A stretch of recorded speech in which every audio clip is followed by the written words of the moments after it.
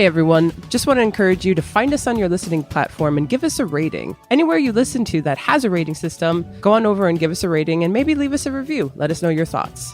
These ratings really do help. Thank you so much for listening. On to this week's episode.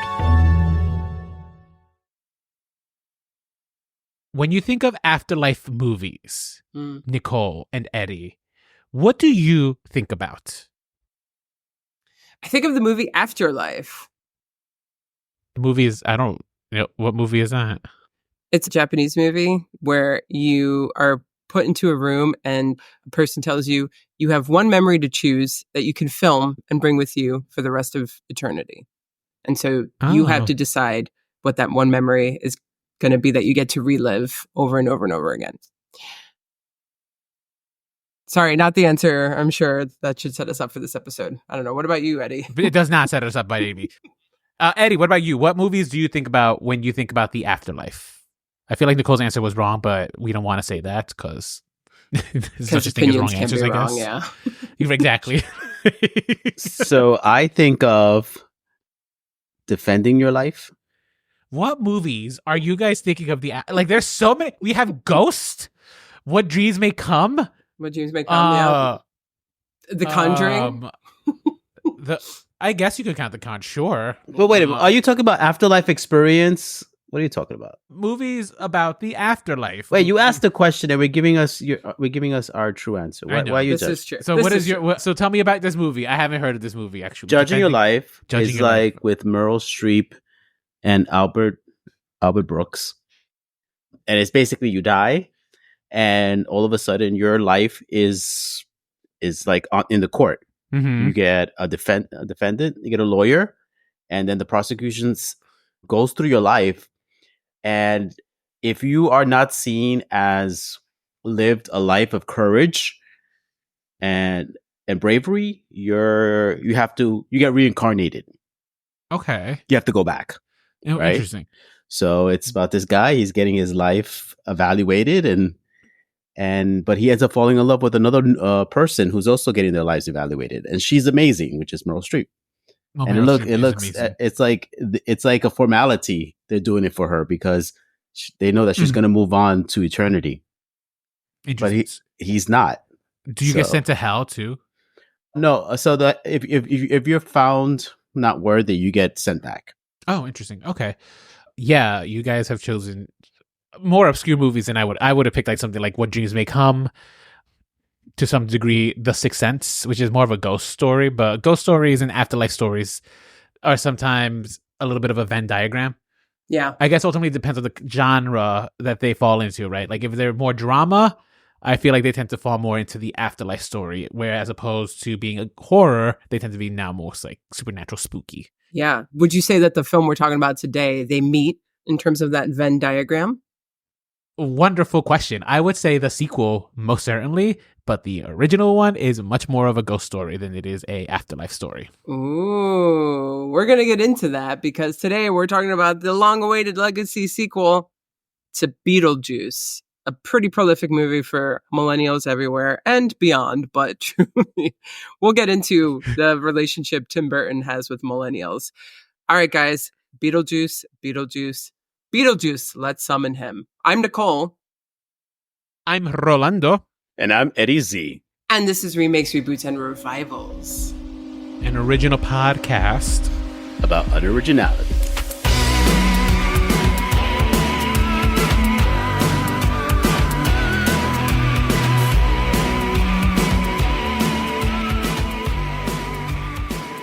So last week, we released our FlameCon episode, and we did get a bunch of really positive feedback for that, or maybe I did. I got some direct messages. I don't know if you guys did beautiful. Too. It's really great. And thank you for listening. If you haven't listened, please check it out. We also needed a little bit time to breathe with that special release episode. You know, school started up again, so back to work for some of us. And it's just kind of been a hectic September so far. Mm-hmm. So Virgo season has got us, you know, organizing, planning, motivated as it normally does. But yeah, planning the rest of the season too, because we have too much content to cover. I know it was kind of like a drought for a while, and now all of a sudden it's like, Yeah, so the pendulum has swung to the other side. Truly. I'm excited to see what we choose to cover and what we kind of ditch on the side of the road, or maybe leave till January. We'll see. Yeah. Like we'll see. There's been fights internally over over threats Punches of people walking out. Yeah. if we don't cover certain properties. So yeah, seriously. So you expect a good season, guys. Well, before we get into it, I have a really, really important question to ask you guys. Sure. Do you guys like Tim Burton movies? Eddie, I'll start with you. Are you a fan of Tim Burton? Yeah, I generally do enjoy his movies. I find them, they're fun, that have that whimsicalness to them that I appreciate. Do you have a favorite? Is it corny to say Beetlejuice? Really? I don't know why I would have thought you were more of an Edward Scissorhands. I enjoyed that one too. I very much love that one, actually. Yeah. You're going to be surprised by my favorite Tim Burton movie. Well, so are you a Tim Burton stan? No, I don't think I am, actually. I actually don't like Edward Scissorhands. I love Batman. Love Batman Returns. I think the performance from Danny DeVito was just spectacular. It's so unhinged. And seeing him run for mayor, the parallels between seeing Trump run for office time and time again is wild. But my favorite Tim Burton film is actually Big Fish. I don't know why. That's just a movie. And it feels like the least Tim Burton-y. Maybe that's part. Maybe that's why you like it, yeah. Maybe. Yeah. Because I feel like Tim Burton has an aesthetic that I'm not very gothy and I don't really jive with it too much. But I don't know. It's not to say that I don't enjoy his movies. But I also only really know the big ones, right? Like I'm sure he has a big filmography that I'm not even aware of. He does. He has about 20, maybe a little bit over 20 films. But they're all pretty well known. Yeah, he doesn't have too many films that went under the radar. Once he made it big, which was actually pretty much with his first feature film, he kind of stayed that way. To answer my own question, I think I used to be more of a Tim Burton fan, and now I am not. Mm-hmm. I think I've seen almost every single one of his films, maybe give or take 2. And I don't know why I continue to, because he's definitely someone, as he keeps making movies, I get more and more disillusioned with his work. Now, it's interesting. You would use the word goth to describe him. I know other people would use the word expressionist to describe him. I do not agree with expressionist. I actually would agree more with impressionist, because expressionism is typically, the world is reflected by how you feel internally, where impression is the way that you perceive the world. And I think he's more of this is how I perceive the world, instead of all of this is based off of how my characters feel, right? So right. I think that he has a very unique style, but I also think that, I don't know, he's kind of lost it for me. So let's go through his filmography super quickly. Yeah, actually, because there's just one here that I know for sure. I love. For sure. You love? Okay, great. So his very first feature film, now he had some short films like Vincent and Frankenweenie. His first feature film was Pee-wee's Big Adventure, which is one hell of a first film. And obviously, I think it's one of his best films till this day. Right. Yeah. It's in complete contrast from, you've never seen it? That's wild. I've never seen it. I'm not a fan of Pee-wee. I think the movie's really good outside of even Pee-wee. You don't need to be a Pee-wee fan for it. If you like his next movie, his second movie, which is fucking Beetlejuice, it's crazy that is his follow-up. It's one of his most prolific. Yeah. If you kind of like Beetlejuice, I think you'll like Pee-wee. So Beetlejuice's second film, then he does Batman in 89. So he does 88 Beetlejuice, 89 Batman, and 90 Edward Scissorhands. 3 of his most prolific films, 3 years in a row. It's pretty insane. Right. He does Batman Returns in 1982, which I also prefer to the first Batman, because hello, Michelle Pfeiffer. In 1994, he does Ed Wood, which is a biopic on an actual filmmaker named Edward Wood Jr. Okay. It's a great film. Familiar. It's actually a great film. One of Johnny Depp's best performances. 96, Mars Attacks. I remember seeing that on HBO all the time. all the time. I love that film. That is so I take it back. Like that is my favorite Tim Burton film. It's so which good. A lot of people don't like. A lot of people like are not a fan of it. Yeah, what? It's so good. So good. Yeah. It's got a great cast. It's got like great performances. When it came out, critically, it was not that much of a hit. Now we're going to start to see a dip in his movie. He kind of made his most prolific movies with like the first 6, 7. Also produced, but didn't direct Nightmare Before Christmas, right? Another one that's huge for him. Everyone should know this. He did not direct. He did not direct Nightmare Before Christmas. It's very much though his production. But so in 1999, he does Sleepy Hollow. Whoa, you don't like Sleepy Hollow? I like Sleepy Hollow. It was fine. I don't love it. It was kind of forgettable. It's like an enjoyable film to watch. I disagree. I mean, I don't remember Christina much. Ricci. Didn't leave an impression. Johnny Depp. What's his name? Christopher Walken as the Hessian. Wow, okay. Yeah. Maybe I need to watch it again. The movie's great. Now, in 2001, he does the remake of The Planet of the Apes. I think we can all agree that the Mark Wahlberg Planet of the Apes is hot garbage. Yes, but I actually will watch it because it's like, I think it's fun hot garbage. Fun hot garbage? It's like it's so unhinged and makes no sense, especially that ending, that like at some level it's just like, you know what? I have to go on this ride again. It's just like, it's so stupid. I agree. This is a horrible movie, but like I think it's like an enjoyable. You're down with it. Good movie. All right. Well, bad movie. 2003, Big Fish. You're a fan. That's actually one I'm a fan. I haven't seen, so I got to watch that one. Interesting. You should. You might like it. It's written by John August, who is he has a podcast called Script Notes. It's a screenwriting podcast. Ooh, okay. I'm interested to check out that podcast. 2005. Nice. 2005 is a double hitter with Charlie and the Chocolate Factory, truly bad movie, and Corpse Bride, which has its own fan base, but I wasn't with it. 2007, I don't think I've seen that one. Corpse Bride I might give that one another shot. Who knows? 2007, Sweeney Todd, which I'm a huge fan of, mainly because of the musical. The film is fine, but the musical is where it's at. The music itself. Okay. 2010. Also haven't seen it. Great movie. 2010, Alice in Wonderland. No. Nope, never saw it. Not for me. This is when he starts doing these Disney movies. Yeah. I didn't like this one. And 2012, he has 2 movies, Dark Shadows, which I kind of enjoyed, but was not great. And Frankenweenie, which is actually a more personal film for him. It's animation. It's based on one of his first short films, and it's quite good. I think it's the only one that he was also the story writer. Or one of the few that he was like one of the I think story so. writers. Yeah, because it's one of his own stories. 2014, Big Eyes. Most people have never even heard of this movie. Yeah, it's a true story. It's like biopic, right? Yes, it's a biopic about the artist Margaret Keane and the fact that her second husband took pretty much ownership of her art and made her like continue to pour out art, and he would take credit for it. I actually haven't seen this film, but I did want to. I saw the trailer for it, and I was like, okay, this seems interesting. Again, it didn't feel like, I didn't know it was a Tim Burton film, though. Yeah. I mean, it's fine.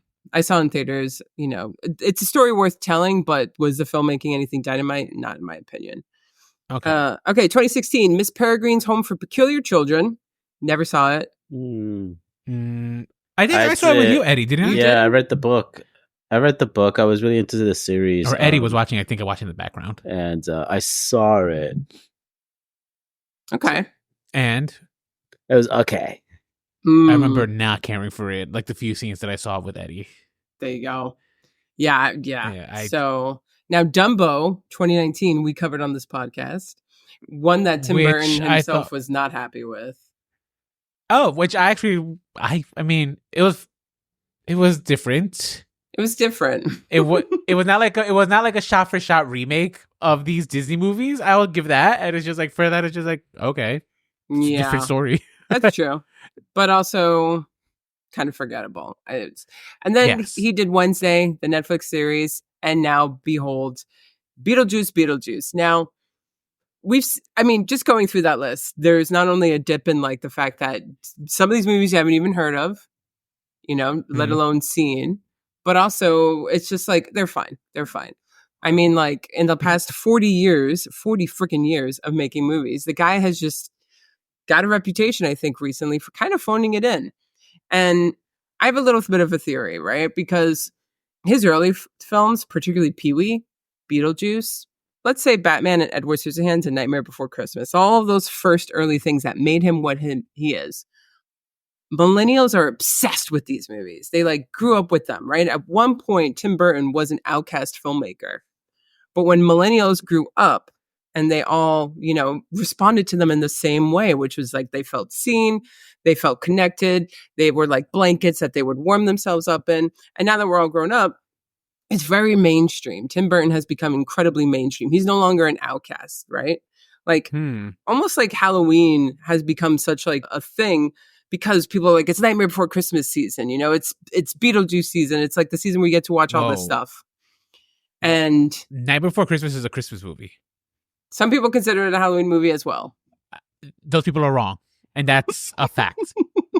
Look, I'm not a Nightmare Before Christmas person, period. I think it's fine, but I'm just not like... I'm not like... I'm never going to down the moat. I'm not like one of those, like... There's people who are like obsessed with the Nightmare Before Christmas. Yes. But I'm not one of those people, but it is a Christmas film. The plot is about Christmas. It is... Because it takes place in Halloween Town does not make it a Halloween movie. It is a Christmas-centric plot. Thank you. Thanks for coming to his TED Talk on that, guys. I just want to say, millennials are obsessed with these movies, period. Now, I think that we've all grown up in loving Tim Burton so much that we all have we're all super hyped about whatever Tim Burton's doing next. But I think it's to the point where we've kind of are so in love with his early films that we haven't realized that he's no longer a good filmmaker. And that his films are not living up to the quality of these early films that we live. And my theory is that we're kind of getting him confused with other filmmakers. Like, why did everyone think he should direct Wednesday when he did not direct the Addams Family? I think a bunch of people just assumed he directed the Addams Family movies. And that was Barry Levinson. I was one of those. I remember on the podcast we talked about it. Yeah, exactly. I was just like, shut up. If Tim Burton did not direct these, I didn't know this. I think it's because, I don't know, he has that goth aesthetic that it comes from really, I guess, Edward Scissorhands, if you really think about it. I think Beetlejuice and Edward Scissorhands are the top. Oh, you're right. Beetlejuice also has like kind of that gothy, whimsical aspect of it. But he tends to work with like the same people over and over again, right? Which also gives you that feeling of nostalgia. So Danny Elfman, he works with Johnny Depp a lot, who I think is more so his muse than who he claims to be Helena Bonham Carter. Now, are they married or were they married? They were partnered for a long time, but they're not anymore. You know who his new girlfriend is? Eva Green? No, it's Monica Bellucci. Who is Monica Bellucci? Monica Bellucci was in Beetlejuice Beetlejuice. Who was she in Beetlejuice Beetlejuice? The girl who was just walking down all the hallways looking for Beetlejuice. And that's all she did. I can't wait to talk about this because that is pure nepotism, right? Let me tell you. Is it nepotism or is it you're fucking the filmmaker? Like, yeah, that's part of nepotism, I guess. Is it? Okay. I thought nepotism was done only. You're right. It has to be children or like a blood relation. But like, yeah, you're right. Just because she is... Okay, we'll talk about this. I did not know this. So pretty much... Put a pin on it. The only reason that Beetlejuice got made was just because like millennials are obsessed with these early Tim Burton films. And it's truly a film that, one, didn't need to have a sequel, didn't need any sort of part two, even though they've been trying for years to do a part two. Like they always wanted to. Mm-hmm. And now that we got it too, I'm like, let's just, like set it up, but then we'll talk about the first one and go to the second one. Is this what we wanted? Are we happy with what we got? And as a non-Beetlejuice fan, I know Eddie said that it was his favorite Tim Burton movie and that he is a fan of Tim Burton. So I'm, interested. Yes. Is this what we want? Interesting. You're not a Beetlejuice fan. I think it's fine. I have seen it a few times, but I don't watch it. Like, I know some people watch it every Halloween. I know some people find it to be very rewatchable. Not me. Like I said, too, the older I get, the more I'm just over Tim Burton. I don't really rewatch his movies anymore. So I will say this about Tim Burton. My biggest qualm now, looking at like his... I just want to just like play devil's advocate here. You say that like he's kind of lost it. But like Sweeney Todd, was that not a box office success? Yeah, well, does box office success entail whether or not a movie's good? I think to the public audiences, sometimes it does. Also, Corpse Bride has like a pretty big following too. Yeah. Also, like its own like. I said I like Sweeney like, Todd, by the way. Oh! I'm just saying. No. But I'm just saying it's just like this idea that maybe he has lost it. I think that's subjective, right? Because he's still getting money to make movies because I think he is still finding success as a filmmaker, box office wise. Box office wise, 100%. People go out and flocks to see his movies. You know, people they think they still want to see Tim Burton movies, but when they get them, do they? Do they still want to see these things? I wonder. I wonder. Yeah, I mean. Or are we just kidding ourselves? Have you ever watched a movie that you were so excited for that you talked yourself into liking it and thinking it was good, but deep down you knew it wasn't good? Have you ever experienced that? Yeah, Harriet the Spy when I was a little kid. Phantom Menace, right? When we were all so excited for Star Wars that we talked ourselves into liking it, and then we got older and we were like, Phantom Menace is not good. Oh, sure. Yeah, Phantom Menace is I don't remember talking myself into it, but I remember liking it because I wasn't obsessed with Star Wars yet. Yeah. Or maybe maybe in some level we kind of knew. It was just cool. It was shiny. It was new. There was a lot going on. Yeah. All right, so let's talk about Beetlejuice. Yeah, let's talk about Beetlejuice. Beetlejuice came out the year I was born. This movie is a little bit older than me. Came out in March 1988. It is directed by Tim Burton, but it wasn't written by him. It was written by Michael McDowell and Warren Sikaran, and I think it was based on a story by Michael McDowell and Larry Wilson, who ended up being one of the producers. No, I don't think so. He also wrote the Addams Family script, though, like the first. Oh, interesting. Yeah. The Addams Family, the movie. Okay. Yeah. Mm-hmm. So he probably got that based off of his Beetlejuice success. The movie stars Alec Baldwin and Geena Davis, right? These are our main characters. They play Adam and Barbara Maitland. They buy a house in Winter River, Connecticut. They spend their vacation decorating their whole home. And then one day after driving home and they get into a car crash, they realize that they died and now they're ghosts. And they're kind of stuck in their house, right? And then they start navigating the afterworld where the afterlife is just a bizarre place. And yes, we're very whimsical. Very, very whimsical. And they're like, illogical. We don't want to move on. We don't want to do any of this. We just kind of want to stay in our attic. And they realize that time has passed. And now the house is being occupied by the new owners, the Deetz family. Lydia Deetz is the daughter of Delia and Charles Deetz. And Charles used to be a real estate developer, but Delia is a conceptual artist. And she's very, New York. She was like almost, what is that word that like, waspy, was it? Or was it yuppie? What's the word? I don't know if she's waspy. Usually waspy people aren't. Yeah, I think it's yuppie. Yeah, she was very like upper class New York pretentious artist kind of. Yeah. Like the waspy butt of tends the to joke. be more New England people. There we go. Thank you. Even though they're in Connecticut now. And she's just, the movie portrays her as someone who's got her head up her ass.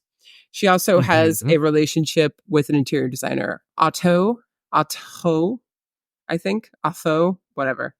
And they want to turn the house into something more arty and new wave and postmodern. Lydia is very goth. She dresses all in black and she just feels very disconnected from her parents. And she's actually able, at some point, they find out to see Adam and Barbara. Now, the movie is called Beetlejuice. Well, why is it called Beetlejuice? Well, Beetlejuice is sort of, now they portray him in the first movie to kind of be like sort of a demon of sorts. And I think in the description, if you look up the movie, they say he's like a demon. Like a trickster demon. But he is really just another ghost, technically, I think. They've established that. Eddie, paranormal stuff. Can a ghost become a demon? So I guess within this world, he's, because of his business, because of the things that he does, he's been upgraded to demon. Really worked up that chain. Yeah. Wow. Yeah. So, he really. Yeah. They make a reference that he was once like us, but not anymore. Okay. That's true. Yes. So Beetlejuice, he looks bizarre. Like he looks, and that's the thing about this other world too, is that the way that you are represented in the afterlife is in relationship to the way you die. And so maybe he got electrocuted or something. You know, we don't really know, but he looks quite bizarre in contrast to a lot of other people. He could not have been electrocuted. No, he could. Well, we don't know though in the first film is the whole point, how he died. Oh, in the first, sure. Yeah. We get that in the second one. Right. And I mean, remind me again, like how we are introduced to Beetlejuice. The Maitlands find... They want to hire him, right? A calling card for him? Yeah. So, because he's a bioexorcist, right? So they want to hire him to get rid of the Deetzes from the home. That's right. And and he doesn't even come in until like halfway through the movie. More than halfway, actually. So he appears in the halfway through the movie. We'll get like little cameos, but his performance doesn't happen until the last 30-something minutes of the movie. Yeah, like for a movie where we get Beetlejuice himself. For a movie called Beetlejuice, like we don't see Beetlejuice much at all. Yeah, he's like, it's like Hannibal Lecter and Silence of the Lambs. Like he's the most famous part of it, but barely in it. Yeah, which is wild because you think like Beetlejuice feels so iconic, and how that performance a testament to Michael Keaton's performance here, that he can be in the movie really that's named for his character, and he's in it so little, and yet he's one of the most memorable things, despite the fact that this is really Alec Baldwin and Geena Davis's film. Like, like you're right. Like this is their story, really. Like they are processing their afterlife experience with the help, of course, of Winona Ryder and stuff, you know? Yeah, absolutely. As Lydia Deetz. And yeah, it is, like you said, just a testament to his performance. And he's truly like embodies the chaos of it all, because Lydia actually ends up summoning Beetlejuice, and he says he'll help her. And I think it was because she wants, like, why did she want Beetlejuice again? I can't remember the details in this way. Wait, I'm sorry, what was the question? When Lydia summons Beetlejuice, she needs his help, but I can't remember what she needs his help for. Well, when she was when he was convincing her, when they have their first meeting together, she was already kind of contemplating suicide. She was thinking about she would prefer to be in the afterlife, right? And then she realized before she finished saying it for the third time, before she said it for the third time, she realized, nah, not this guy. This guy, he's a trickster. He's a con artist. So she was like, stop. But she did summon him because she needed his help to save the Maitlands. The Maitlands. Yeah, because they accidentally performed an exorcist. Yeah. So they were dying again. Yeah. They were like corrupting. Which was a horrific scene in the movie and stuff. That's why Lydia summons Beetlejuice to like help out with this. And that's why he made the deal. I'll help you out, but you have to help me. You got to marry me. Mm-hmm. That's true, yeah. And he wants to marry her because then he just wants to create chaos.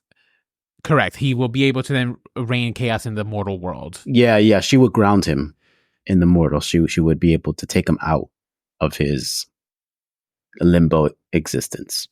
Mm-hmm. So he purely just wants to wreak havoc. That's like his end goal. Correct. Oh, yeah, his end goal. He's a fun guy, you know? Yes. He uses very interesting means of possessing and scaring people, usually he's a big fan of music. And he likes kind of possessing people's bodies and making them dance and sing songs that they normally wouldn't, which in the most iconic scene is that. So, okay, was that him? Because when I watched the movie again, I've always thought that was Beetlejuice, right? When the whole dinner scene, right? Now, that wasn't him. That was Barbara and Adam that did that. I think you're right. I think they were doing it because they were still trying to like haunt the place. Oh, so that was... Now, we also have to understand, too, Barbara and Adam went to go see their caseworker in the afterlife. The caseworker said, you need to get your shit together. You need to get that family out, get the Deetz family out, because already this is a minor haunting, and already you are giving them proof of the afterlife, and we have to stop that, right? Because they got the photos, and you have made yourself them aware of you, so you need to do that. And we also remember too that they have to be in that house for 125 years before they can transition to the other side. Yeah, to peace, I guess, or whatever. Yeah. Nicole, I'm taking it you did not rewatch the film for this podcast? I've seen it enough, but certain details. Yeah. You know what's so that whole scene, that whole dining room scene, that was them. That was Adam. Got it. And there we go. Yeah. Which is interesting too, because then that callback in the new one then is different. But I guess we'll talk about that soon. Yeah, we'll talk about that soon. Yes. Why don't we talk about some of the elements that you really, really remember, right? Because one of the elements that I remember from the first film are some of the practical effects. Absolutely. Like, for example, when they decay for the first, like when they're decaying, right? That ultimately is what gets Lydia to call on Beetlejuice for help. Like that scene, I remember being so scary. And so here's my confession, guys. I actually have never seen this film up until literally today, from beginning to end in one sitting, right? Oh, wow. Like I have always seen this film in bits and pieces whenever I would catch it on TV, and never in its entirety. So I have the concept of the story, but I never had it in like one solid taking. So it's not until I'm sitting down and watching this, I'm just like, and Eddie had already told me, it's like, Michael Keaton is really not that much in this film. And this is really, this is really Alec Baldwin and Geena Davis's film. Like, this is really, like, they are the main characters. They are our main characters throughout the entirety of this film. Even Lydia, Winona Ryder's role isn't as big or important as, like, we are led to remember, right? Because actually, most of my actual experience here with Beetlejuice, like the property, comes actually more so from the animated TV show. That's the one I really grew up with watching. And if you would have asked me, I would have told you, yeah, Beetlejuice and Lydia, they're like besties, right? They're like best friends, just getting into chaos together, right? And you watch the movie, just like, that is most certainly that. He's trying to marry this minor, you know? Yeah. Which is interesting because the legacy of the movie actually kind of confuses what the original movie is. Like the animated series is about Beetlejuice and Lydia, no Maitlands at all. And they're like friends. Yeah. And when you think about the fact, like even when we look at the fact that in the sequel, Who Returns, it's Beetlejuice and it's Lydia and their whole relationship and no Maitlands at all, then it like it just takes away from a big chunk of what I actually think makes the original Beetlejuice so successful. Is like there's this really serious story about these two simple like people thrown into a really bizarre afterlife situation. And then but they're also processing their afterlife also at the same time, right? Yeah. That's the other kind of beautiful thing that's happening in this story. Well, I mean, that's interesting that you use the word beautiful because to me it's very comedic. Oh yeah, sure, it's comedic. Yeah, I think there's something comedic. like there's something, I don't know, nice about like, I don't know. I feel like movies that contemplate like afterlife to be interesting to me, right? Because we all you either grew up believing in heaven or hell or some form of like afterlife, right? That is usually from whatever your religious background may be. And I tend to like stories and films where you change that and you get to ponder like, well, maybe it doesn't have to be like, you know, maybe you're not going up to see St. Thomas. Is that who's at the gates? St. Thomas? And he judges you and lets you in or not. St. Peter. St. Peter. St. Peter. Well, this is one in the long line of films that ironically portray the afterlife as if you're like sitting in a waiting room or it's very bureaucratic, right? Where it's like you have to like pick a number and there's someone there who like sits you down and explains it to you. You know, like The Good Place is kind of like that. Yeah, and another one that I loved. And I'm sure we could think of others where it's like, oh, what if, you know, the afterlife was like a physical place where you had to like sit and wait just like in real life? Like there's a film called Stairway to Heaven from the 40s that even portrays it as very like bureaucratic and organized. And it's like, oh, our paperwork got messed up and someone died and they shouldn't have died, you know? And it's an interesting way to portray the afterlife because it's so human and it's so like based in our own relationship with like things that make us miserable in this life, you know? So it makes it easier to digest the fact that we're watching something about death. You know, we're tackling a pretty heavy subject, but we're tackling in such a light way and like such a, you know, like we're making it fun at the end of the day, which is unique.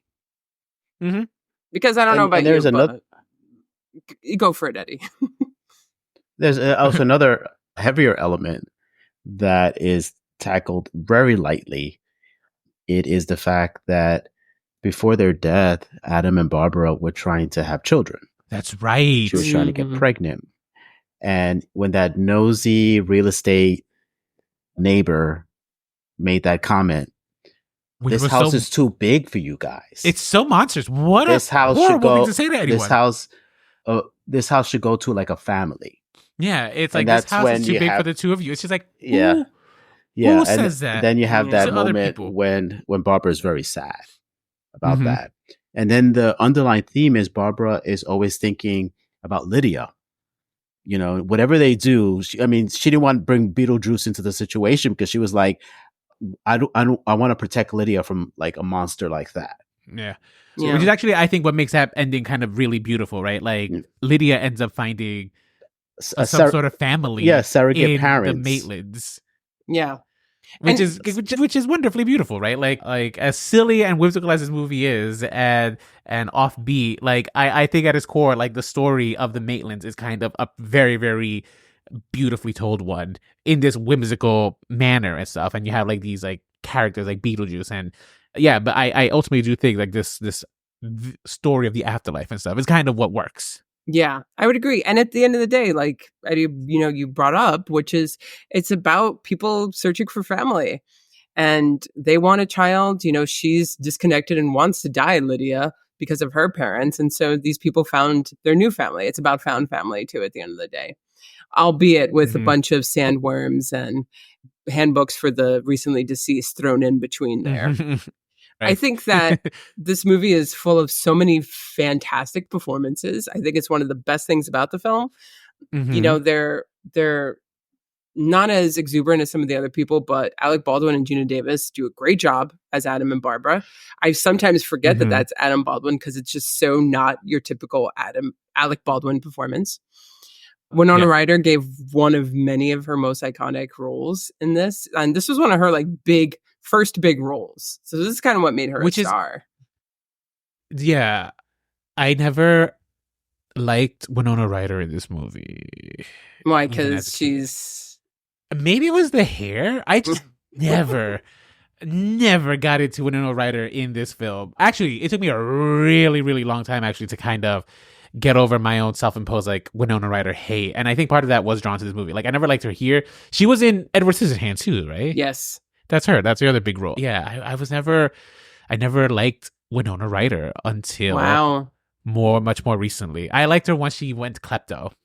Who didn't? Did you like her in Heathers? Yes, but that one I didn't watch until much later in life. Got it. Okay, yeah. Yeah, and Heathers was not a movie I saw like as a kid. Yeah, and then in the 90s, she wanted to work with like certain directors and make, like more artistic movies, and then she kind of... Did she also do like the Scarlet Letter or like the...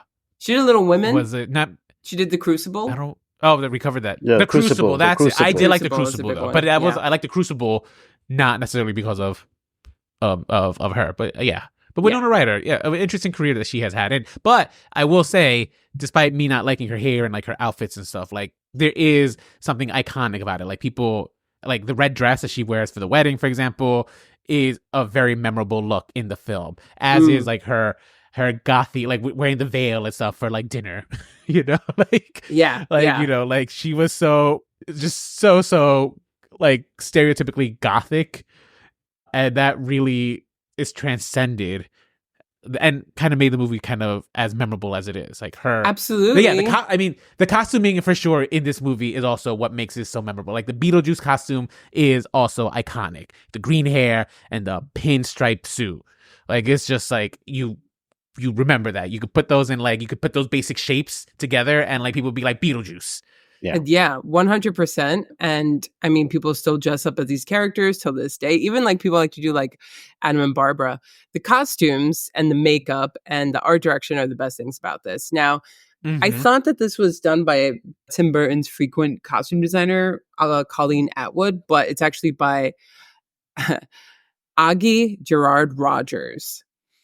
Aggie, okay. Yeah, I think, or Aggie. Like, it's a woman, American woman, and known for doing not only this, but Willow Color Purple, and Return of the Jedi. So pretty awesome costume designer there. Production design by Bo Welch, set decoration by Catherine Mann, and makeup, which got nominated for an Academy Award, by Steve Laporte and V. Neal. So these are the things that really make this movie. Man, so memorable for sure. It is absolutely like it is not just the director here. Like this is a collaborative film. Like, and absolutely, I think to a certain degree, like I think that's what Tim Burton has always relied on, his team. To help make him as memorable as he is. You say he's big on collaborators. It doesn't like just, end with the actors, Danny Elfman, but like these costume designers, production designers, makeup artists, he's been working with them for years. And they're the reason that he's as iconic as he is. Now, I just want to mention in terms of performances that we also have Catherine O'Hara as Delia, which, we all know now. Maybe we didn't know in the early 90s, but we all know now that Catherine O'Hara is amazing. And she's iconic. Yeah, that she was bound to be superstar. I love the fact that both Catherine O'Hara and Winona Ryder got like a second wind in their careers. I love when that happens, period. Even Michael Keaton, actually, is kind of Michael Keaton's another one too, going who on got like a nice second wind. Yeah. And we would be remiss to not mention Jeffrey Jones as Charles Deetz, because there's something that is done interestingly in the next film with his character. Correct. With also appearances by Dick Cavett, Robert Goulet, and Sylvia Sidney, who played Juno, the caseworker, and this was one of her very last roles. She was like in her 80s and she made a comeback. She was an old movie star of the 30s and stuff. So just a really interesting cast. So there's a lot of great things. And of course, music by Danny Elfman, everybody likes, which, do we talk about Danny Elfman now because of those, allegations? There's allegations? There are allegations that were against made Danny Elfman. What are the allegations? Okay, let us pull this up. So there were people who pretty much, they sued him for sexual harassment. Okay. Not assault, what did he do? But he has sexual harassment lawsuits against him. What? Like did he say something inappropriate? He's an old man. Composer Nomi Abadi had accused Elfman of sexually harassing her between 2015 and 2017. And according to Rolling Stone, they signed a non-disclosure agreement in 2018, agreeing to pay her over $800,000 if she did not publicize her allegations against him. Only $800,000? Danny Elfman has to be loaded. I know, right? Of course I'm going to speak to the press after that. Like a solid mill, or I'm speaking. Another woman in October 2023, Jane Doe XX, filed suit against him for sexual assault, gender violence, intentional infliction of emotional distress, harassment, and negligence, and that these allegations were between 1997 and 2002, and he groomed and sexually abused her. So these are some intense ones. So was the negligence come into play? Yeah, that's like actual sexual assault. Yeah. So this one's a little bit more intense, darker. So yeah, interesting. I only know Danny Elfman's music. I don't really know him as a person, so I can't speak to that. That sucks. It's really amazing, though, how this is not really like something that people know about, because, people love his fucking music. People love Nightmare Before Christmas. They love these theme songs. He wrote the Simpsons theme song. Like, his music is pretty iconic. Yeah, he wrote the Desperate Housewives theme. Yeah. You didn't know that, did you? Yeah, no, he did write the Desperate Housewives theme. It's such a good theme song. Well, it's interesting because there's someone else in Beetlejuice who committed sex crimes and who was completely removed from it. But Danny Elfman is still allowed to compose the music for it. Wait, who committed sex crimes? Okay. Jeffrey Jones. Wait, Jeffrey Jones? I thought he died. No, babe. Nope, he's not dead. So most people who watch Beetlejuice are going to assume that he died because of the way they handle it. Nope. Yeah. He is a pedophile. Shut the hell up. Yeah. I swear to God, I was just like, oh, what a nice way to, because I was ready to talk about this from Aliens, Alien alien Romulus, I was just like, see, this is how you handle a dead person. You just don't show them. You figure out something creative to do. But I guess it kind of works here too. It's just like, all right, if they're in jail or whatever, or they're we're not going to provide a platform to a convicted pedophile. You hide them so that way you're also not giving him any rights to his likeness, any money. Yeah, that's true. You animate him with stop motion. Mm-hmm. Yeah, so it's interesting because there's these allegations against Danny Elfman, but he gets to create the music, and Jeffrey Jones is just completely, which I appreciate that, but still. Could it be because do you also think we can? But do you think the reason that you can keep Danny Elfman and not him is because Danny Elfman is technically so much more behind the scenes kind of thing?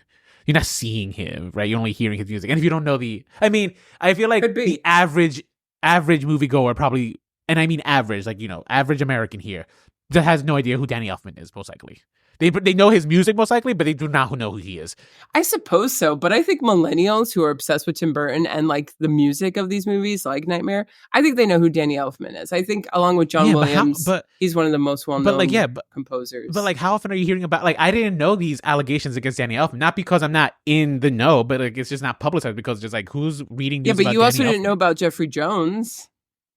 Well, again, I think a lot of people, because I focus on hot up and coming celebs or people who are in the zeitgeist regularly. Who's thinking of Jeffrey Jones? Not me. I think people usually try and care when B-listers and up. Okay, so let's move on to Beetlejuice. Now, I don't know if you guys know anything about the history in the last 35 years. But they've been trying to make a sequel to Beetlejuice for a long, long time. Apparently, there was going to be a Beetlejuice at the beach, kind of like beach bingo, blanket bingo, ripoff movie. Yeah, okay. Apparently there was an idea that they had where there was I think it was called Beetlejuice Goes Hawaiian. That's right. Oh, thank God they did not. I don't know. Beetlejuice Goes Hawaiian is still owned by the Geffen Company, and it will likely never get made.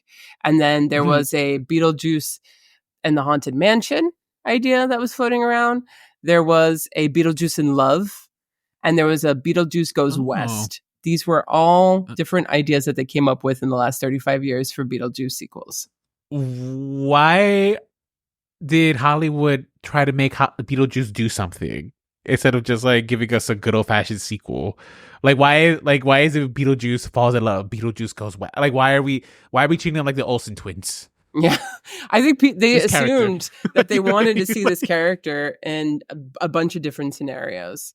Is that what we wanted? Well, that's a great question. We're going to get into that because Beetlejuice in Love, by the way, that was the one that was seriously considered immediately after. And I do think that things about that got incorporated into this film, to the one that actually ended up getting made and greenlit. Is this Geffen Company by David Geffen? Yeah, this is a Geffen Company. Yeah, Isn't he a piece of shit person too? They're all pieces of shit, guys. How famous people suck or are drowning in painkillers and alcohol. Yeah, if you're seeing the name over and over again on buildings, they're trying to make up for something. So. This is true. David Geffen, yeah.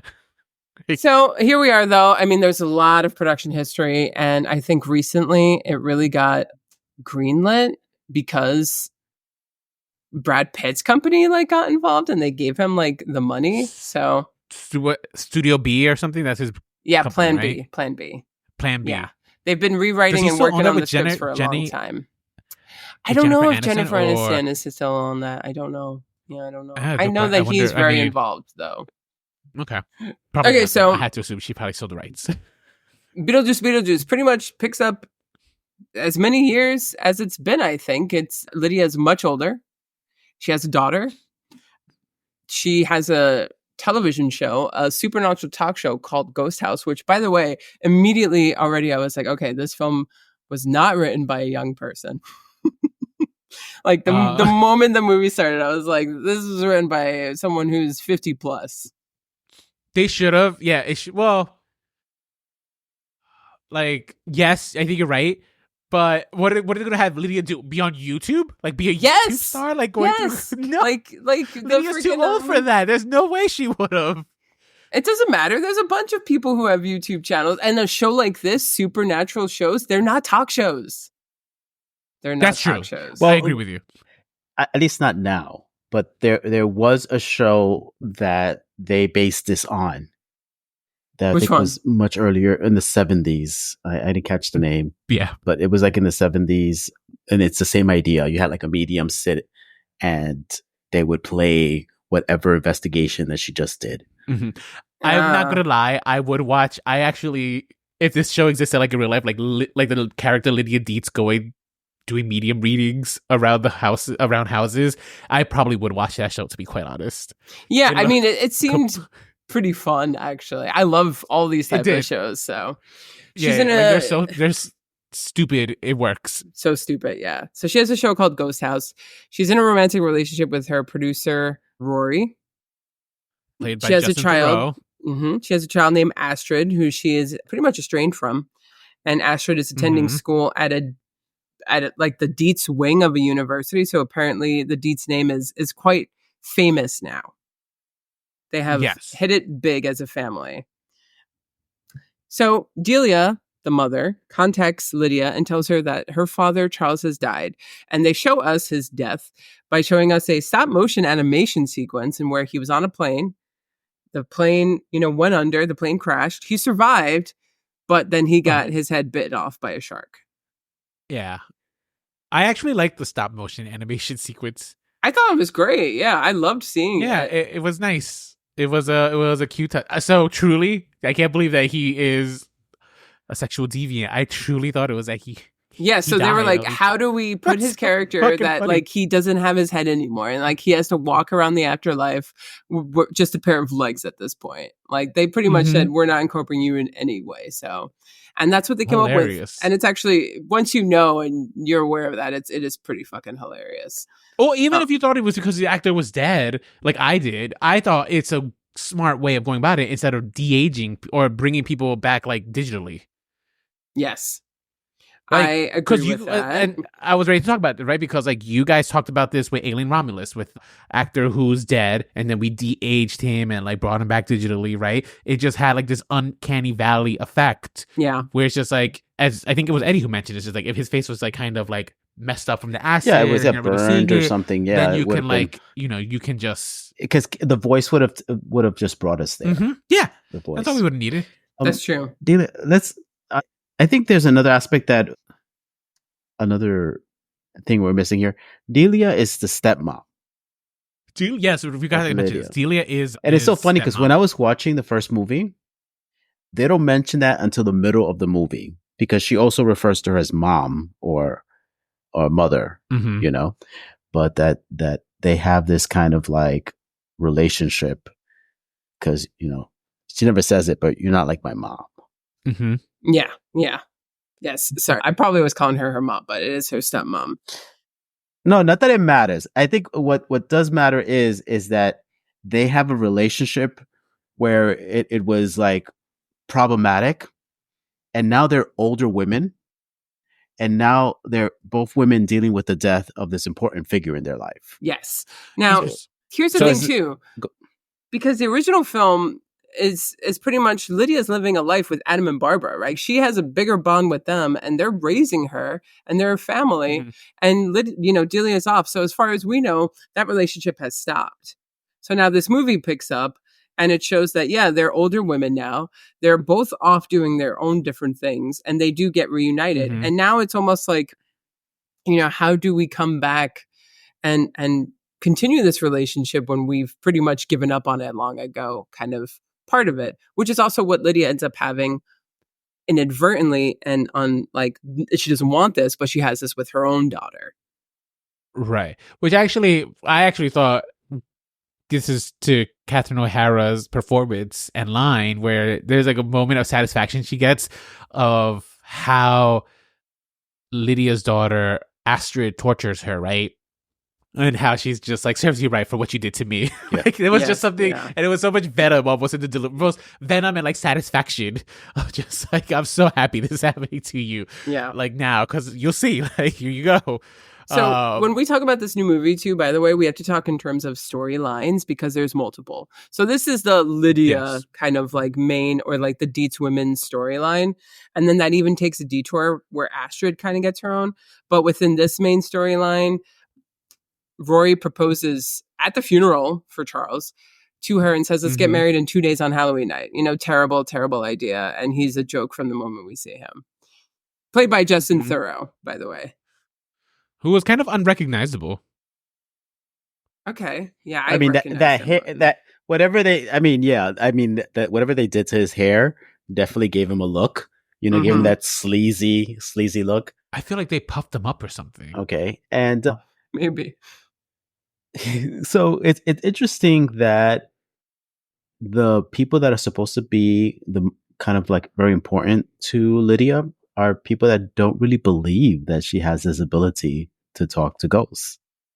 Yeah. Oh, right. Yes. You're talking about her daughter and like her producer. And like it's really only her stepmom that is aware of and knows this and experience this ability that Lydia has. But what's interesting though is like in the film, even Delia kind of treated it more like it's just like a thing of the past, right? Like it wasn't like she didn't treat it like when Lydia is starting to get like visions of Beetlejuice, right?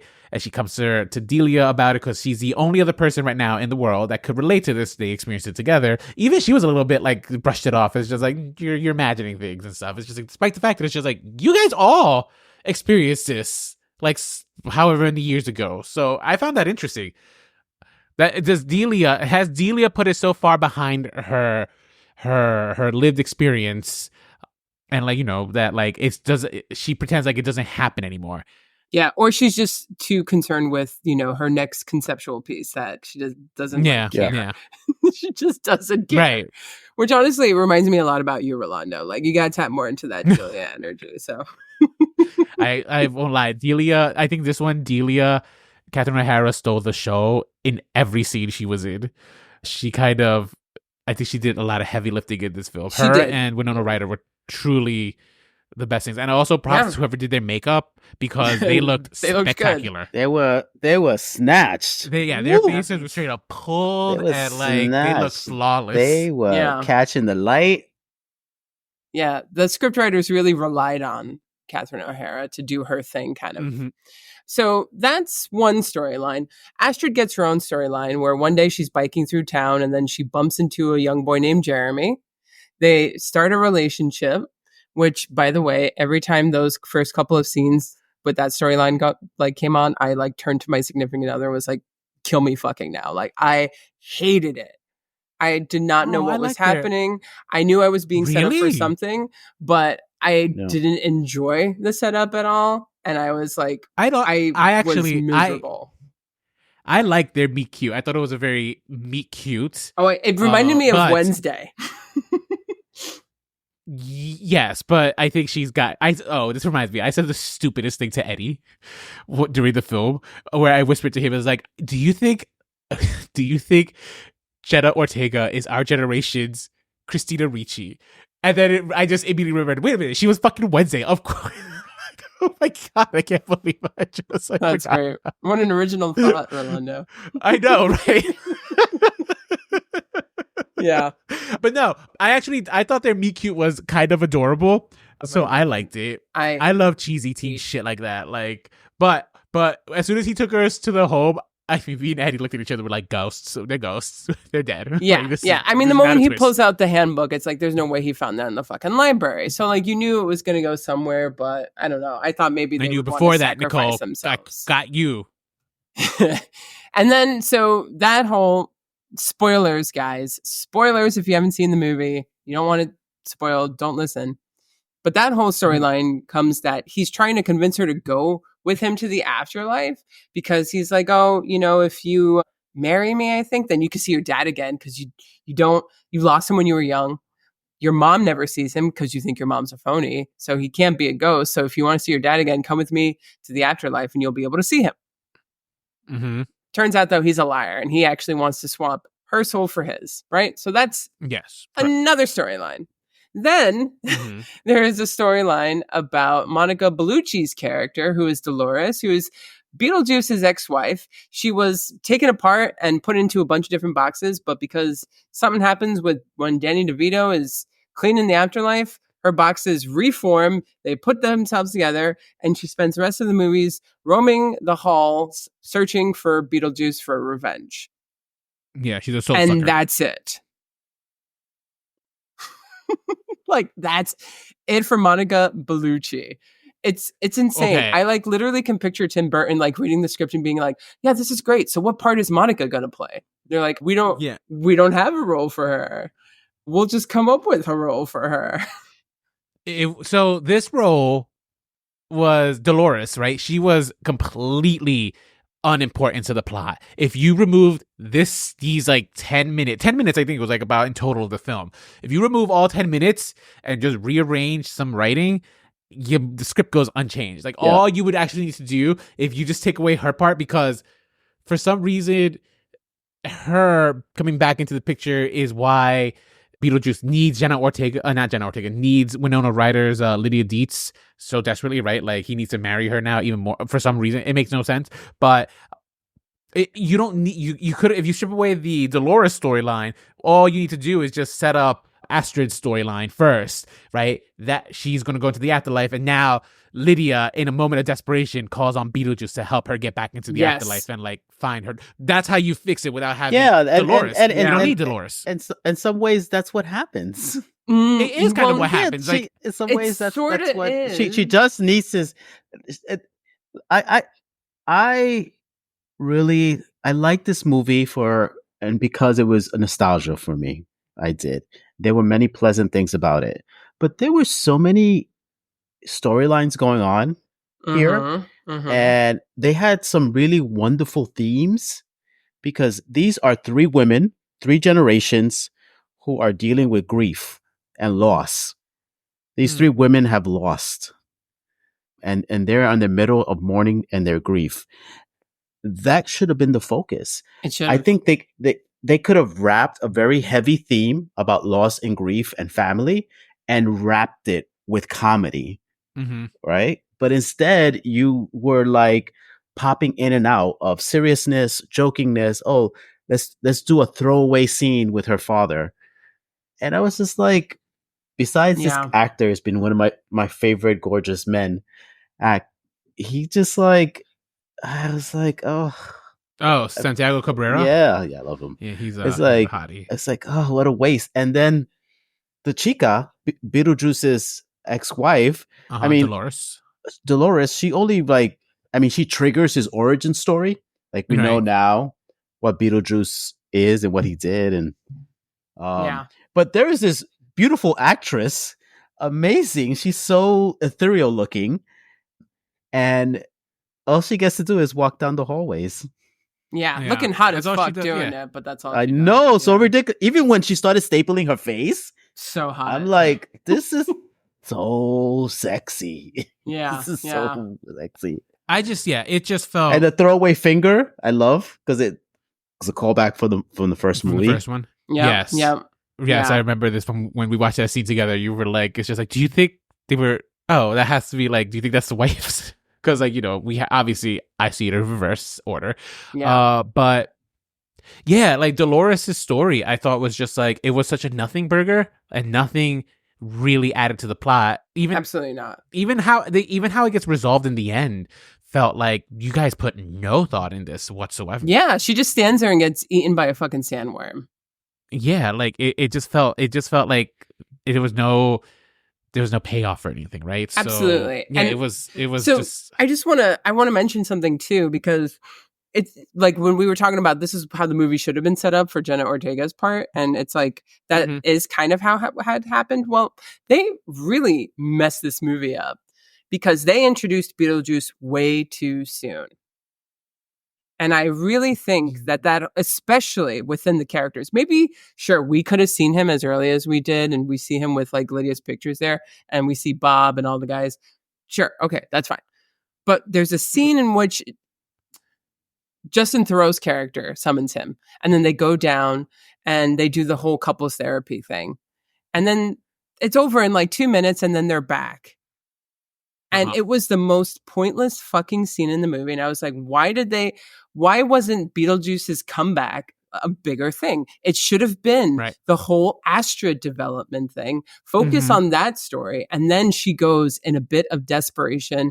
And lo and behold, she like begrudgingly summons up Beetlejuice, and it's his triumphant fucking return. Here he is. And it makes it much more cathartic. It does. He did not need Dolores hanging over him as a reason to. He didn't have that in the first one. He just wanted to create chaos. Why can't he just create chaos again?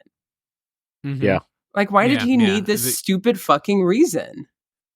It was a little bit mishandled, I would agree. However, part of me does disagree with you a little bit here, because I kind of wanted more Michael Keaton in the film. I was surprised that he was I get that much in it, and he was not that much in it. That's why they did it, because people want, we've waited 30 years to see this, 35 years. We want to see him as Beetlejuice. Yeah. But at the same time, less is more at the end of the day. Leave them wanting more is my mentality. Because also on top of it, guys, we have a whole other fucking character with Willem Dafoe as the ghost detective, who is a B-movie action star. Yeah, which also was another one where it's just did we why is this here? We didn't need, we didn't need this character. It's related to the Dolores storyline, but it's just we don't. Again, it's not pushing the main story forward. Which I think the main story, we could agree, is Astrid and being lost in the afterlife, and her mom trying to save her. Right? We can agree that is the main story of this film, and that is there was just, but and then we're just adding some obstacles in the way, but these obstacles aren't really obstacles, they're just scenes that are happening. It sounded like it does sound like I don't like this movie. I will have my review in a little bit. Well, let's just say that this all culminates in a big scene at the church where Beetlejuice is going to finally get his chance to marry Lydia because he helped them all out.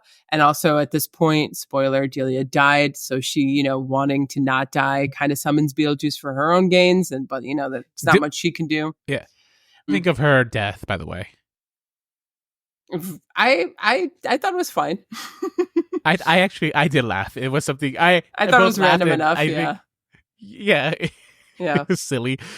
I will say that when they did the whole Soul Train thing, I turned to my girlfriend and was like, oh, so this is where all the black people are. I thought that was so fucking stupid. So did this guy. Oh my God. I was just this is kind of in bad taste, because if you look at all of Tim Burton's films, there is nary a black person in many of them. I think, can you tell me, we know there's no main characters that are black in any of his movies, as far as I know, right? No. They're all pale as fuck. Can you think of any significantly important B characters that are black? I can't. I don't know all his movies, I have admitted, so. No, I can't. I'm surprised. Now I'm surprised. It requires some thought. To be quite honest, now in retrospect, I'm surprised the Crows did not make a racist appearance in Dumbo. Yeah, seriously.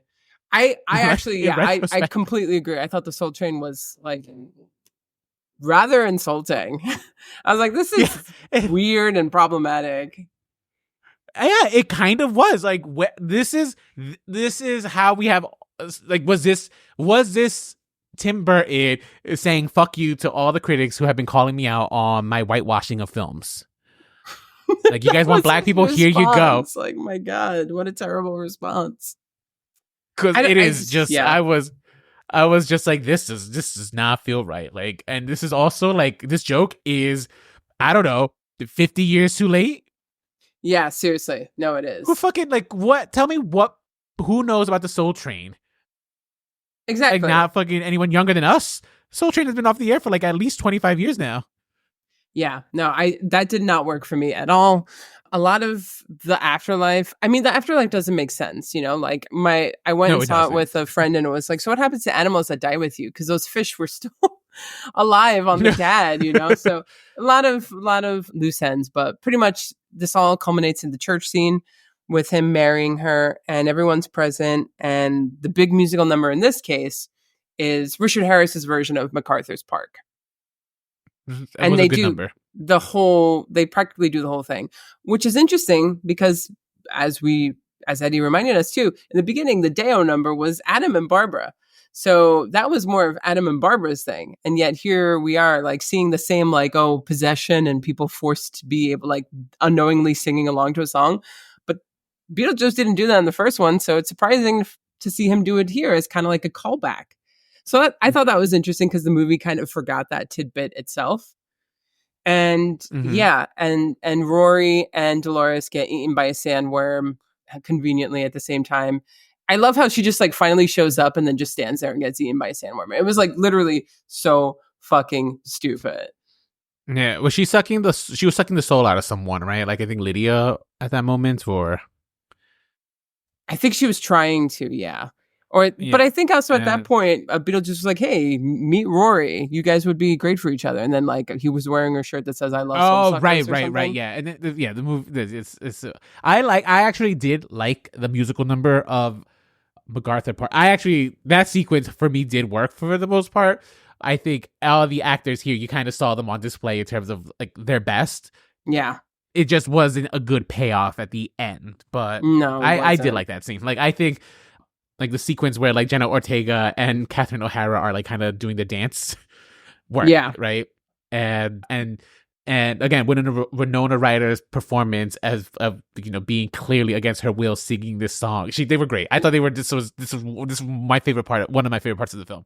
Yeah, I thought that worked too, but I don't know. As a whole, the movie was just so uneven.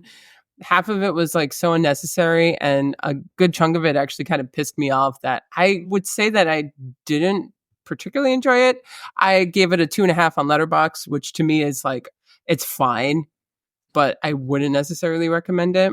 And I also noticed that Tim Burton has a thing for, like sewing women back together.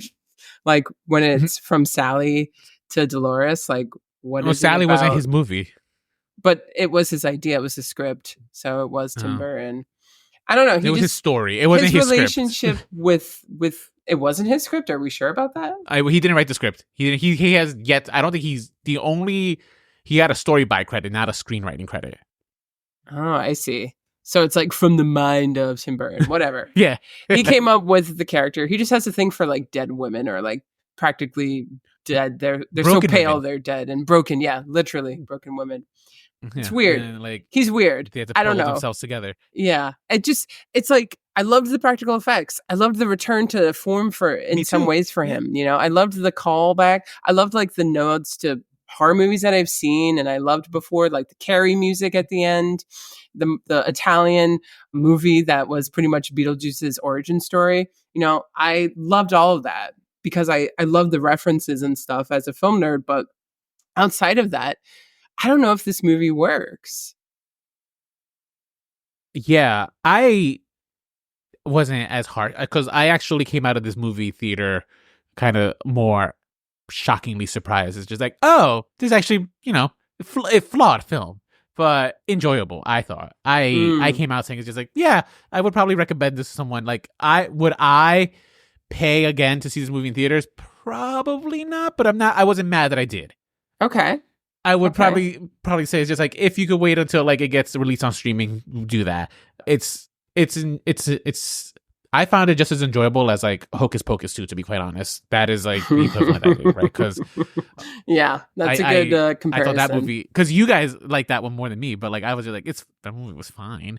I think Beetlejuice was just fine. I thought it was fine, but like I think it was still enjoyable, if only for the strong performances from, in my opinion, Winona Ryder, Catherine O'Hara, and even Jenna Ortega, to be quite honest. I actually did like her. They underused her. They did. I think Jenna Ortega was severely underused, but I thought, I don't know, she has just those expressive big doe eyes. Yeah, she's... that like, I would watch anything that she's in, to be quite honest. It's true. But see, like for Hocus Pocus 2, at the end, from the beginning to the end, it focuses on sisterhood. Yes. Oh, you're right. Yeah, that's what I was going to say. You could have done something so similar with these three women. Something about generational sisterhood, about being family, about being independent of their relationships. Or generational trauma. Yeah, but Winona Ryder, her character was also kind of in this emotionally abusive relationship. This guy was manipulative, gaslighting her big time, using her too. And she was also, it seemed like she was also just letting herself be kind of beaten down because like it seemed almost like she's kind of the Lydia character was a little bit tragic for sure. Yeah, she had given up a little bit on life. It's interesting to see why though, because when you watch the first movie, it's like, what happened to you? What happened? Yeah. You had Beetlejuice for 5 minutes. Come on. Yeah. You know, it's not that deep. It's not that deep. Yeah. But you got this woman that's really going through some level of trauma here or absolutely depression.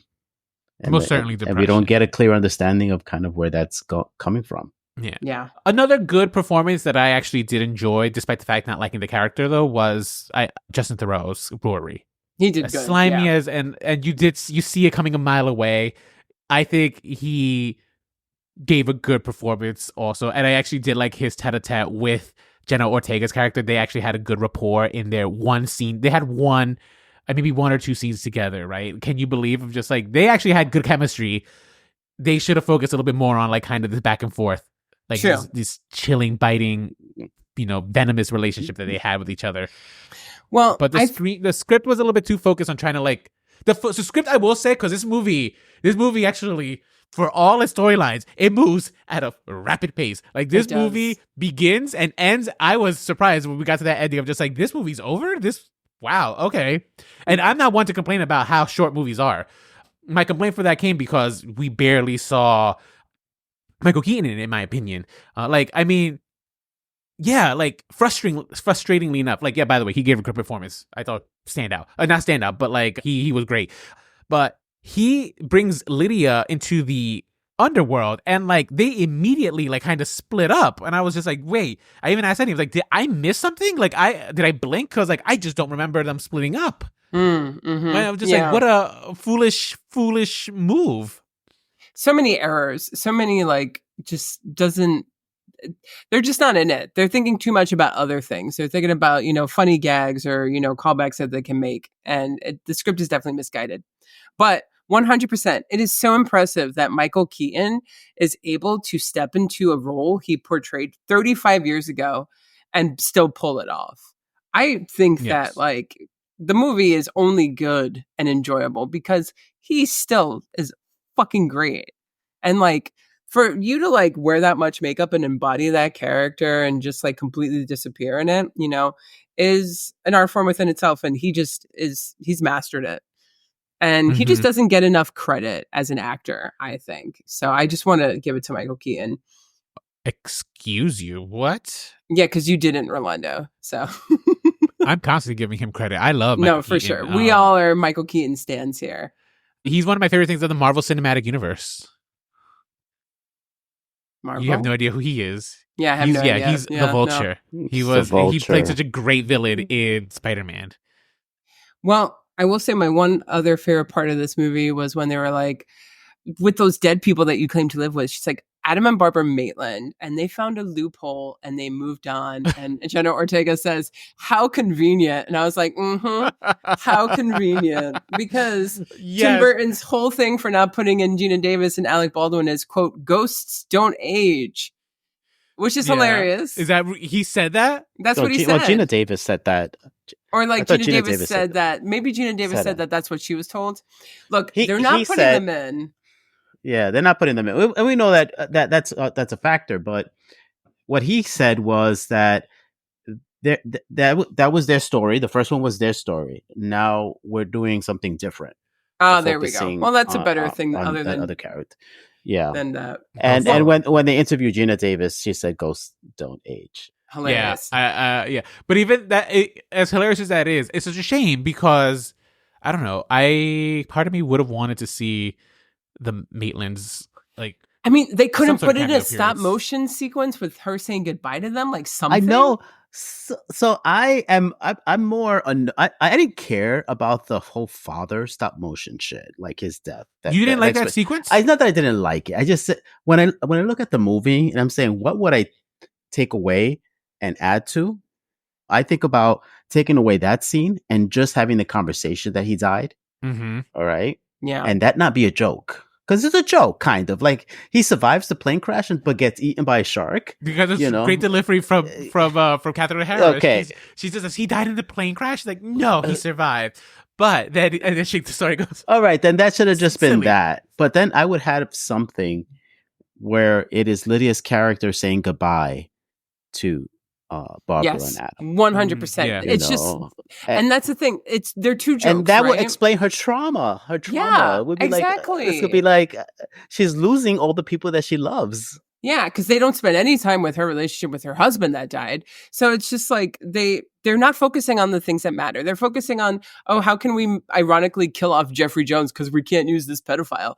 Oh, let's put a joke in the fact that Geena Davis and Alec Baldwin are conveniently not in this movie. Which, by the way, Alec Baldwin, they're not going to put in because, of the whole gun play that happened on his film set, so that there's they're like drawing our attention to real life scandals and stuff. And it's like, we don't fucking need that, man. Mm-hmm. Beetlejuice, the original, didn't have that. Like, I don't know. It was just misguided in a lot of ways. And it's a shame now. A lot of people are happy with the movie, though. A lot of people are like, it's fine. It's got too much going on, but I had fun. And that's what matters. Delivered what you wanted, which is just like great performances from the cast that you loved. And that movie delivers exactly that. Like, you love Catherine O'Hara, she delivers. You like Winona Ryder, she delivers, and then some. Even if you like Jenna Ortega, she's there. That's what matters at the end of the day. Yeah. Yeah, like, it's giving you what you want, even if it's not the perfect serving of it. And even if it thinks, you're like, it's sort of insulting to an audience's intelligence because it's such a poor script, but we're not here for the script. We're here for other things. So yeah, you're here for. I mean, part of the reason I enjoyed it was actually the special effects, the use of practical sets also, right? Like, you could tell the texture of where we're looking at is their sets that have been built. Yeah. Maybe enhanced with some CGI here and there, but like, for the most part, they built practical sets, and it was like, and it's lovely. It is a lovely film to watch, if uneven, I suppose. Do you guys think that those people who were trapped in their cell phones ever got released? That was never saw that. Yeah. That was another one that had that was also a good effect. It was gross. That was in the gallery of Catherine O'Hara's gallery, there is a photo of her dressed in white, and she has all these crows flying around her. Oh, is that from Schitt's Creek? That's hilarious. That's so funny. Great. That's great. Which actually, I forgot to say, the veil, the shroud that they put on the house was so funny. That was such a stupid, funny gag. Yeah. But I felt so Delia Deetz. That was just like perfectly executed. That's this movie, like, when it delivered good jokes, it delivered good jokes. I will say that. Yeah. Look, there's worse movies at the end of the day, too. I just wanted to complain about the things that I thought. This movie could have been more, but whatever. We got what we got, and I'm sure for most people it's fine. So, yeah, for most people, it delivered exactly what they wanted, which is you got to see Michael Keaton reprise his role as Beetlejuice, and you got to see Lydia in her iconic red dress again. Yeah. Yeah, Winona Ryder doing what she does best. And they set it up for maybe Beetlejuice. So who knows? Maybe there'll be a third. Wait, you think? How so? It's the stupid dream sequence. I don't know why they did that. It's the dream sequence. Yeah, they did that. You're right. Yeah. Like, he's never gonna leave her. Yeah, he's always gonna pursue her. Thank you for reminding me. I like the baby Beetlejuice effect. Again, one that you could tell was not CGI. Like, that was like practical. Yeah. It was gross. And even in her dreams, they pair up Jenna Ortega with some bland white boy. It's just, Tim Burton can't stop pairing Jenna Ortega with bland white boys. I don't know. Sorry, Arthur Conti, who plays Jeremy, the teenage murderer, but I think whatever. I want Jenna Ortega to have more interesting parts in these Tim Burton pieces. She's a good actress. Utilize her instead of making her fall in love with stupid boys. All right. That's my final thing I'm going to say. What do you guys think? Because we've gone a little long on this one. We want to hear from you guys. So let us know your thoughts. Email us, remakes, reboots, revivals @gmail.com. Instagram @remakes, reboots, revivals. Twitter at Remakes Podcast. Search on YouTube or Facebook for Remakes, Reboots, Revivals. You can search for us on our podcasting platform, Podbean, and you can see all of our episodes there, as well as on our website, remakesrebootsrevivals.com. We have a TikTok, and we are actively posting some social media clips on those. And last but not least, if you're listening on a podcasting platform, go on over and give us a rating. And if you're listening on Apple Podcasts, please leave us a review. And that's my spiel. Yeah. I decided that I want to dress up like Alec Baldwin's Beetlejuice character. No, I think you should be Super Mario. Halloween? Adam. I'm always Super Mario. That's your thing. I have so much. I have so many miles on that costume. Now it has paid off. There you go. That jumper was expensive. Nice. See, I love that. It's paid off. I love that. It's paid off. That would be good, actually. And then that means Rolando would have to be Geena Davis, and I would love to see that costume. Oh, it's like that sundress. Mm-hmm. And the curls. And a wig. Oh my, that's like a Cher wig, I feel like. A little bit, yeah. I mean, like you're as tall as Geena is, so you should definitely pull it off. So she's 5'10". I think she might be even 6, actually. Wow. She's a nice tall lady. But all right, guys. Well, that is it for this week. When you will be listening to the next episode, it will be October, and we have plenty of spooky season episodes in store. So until next episode, and until next time, stay original.